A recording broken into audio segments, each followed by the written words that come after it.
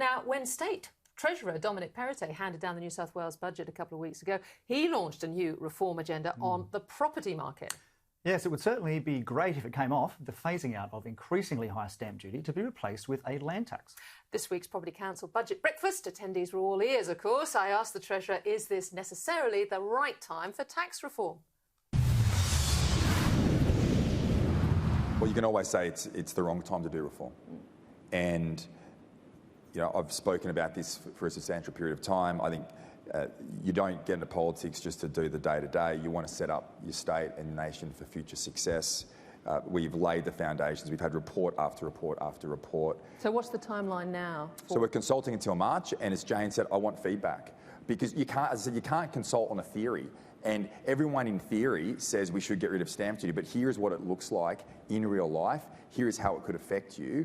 Please provide feedback, and I'm completely open to amending the model so that it works for as many people right across the state. That's the plan. And in terms of cost to the government, well, we'll work through that. We expect it to cost on the current model around $11 billion over the first 4 years. But to be revenue neutral over a 50-year period. So it will take time. You may not be around, but in 11 years. That's okay. Yeah. Someone else can take the block. So what about Canberra, though? I mean, if you look at what happened there, I mean, that 10 years ago they took this on, and really there seems to be quite a few issues. Yeah, we're not copying Canberra. We're learning from Canberra, and we have a very different system. I think ultimately providing choice, being revenue neutral.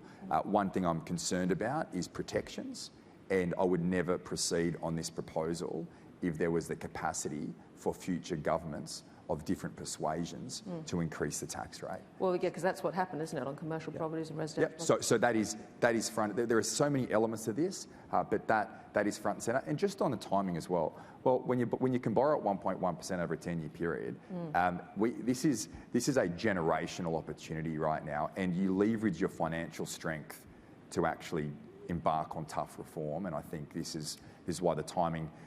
So the consultation paper we're talking about it does set out higher property tax rates for commercial property and for investors. I mean, as we've said, the property industry employs 1 in 4 Australians. Yep. Well, and look, this is the model we've gone out on, and obviously home ownership is put at the top. But let's not forget we're abolishing 2 taxes here. We're abolishing stamp duty and land tax.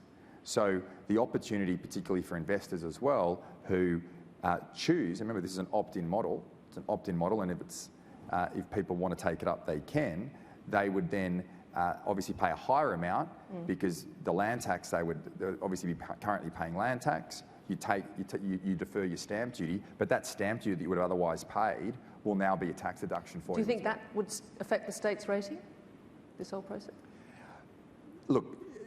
What I'm more concerned about is our economic growth going forward, and this is a type of reform that's going to drive economic, add about 1.7% to our GSP, significant jobs off the back of it, and provide home ownership. If we can get more people into home ownership, drive our economy, give people opportunity and prosperity, we should do it. You've obviously talked in the past with Tim Pallas about this in Victoria. He doesn't seem to have gone as far as you. Were you disappointed in that? No, not at all. I've worked very closely with Tim.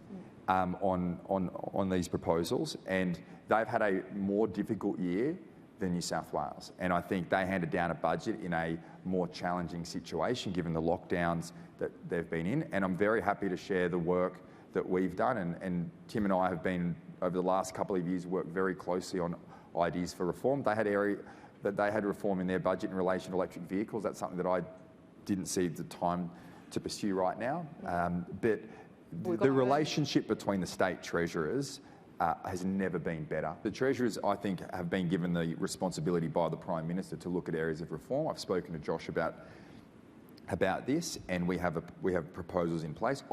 It's very difficult for the states to reform in of themselves because of the inefficient taxes we rely on and the revenue opportunities the federal government has. But when it comes to some of those more challenging areas like income tax sharing, GST reform, they should all be on the table. Because that will be on the table given your stamp duty reforms, won't it? Well, it has to be.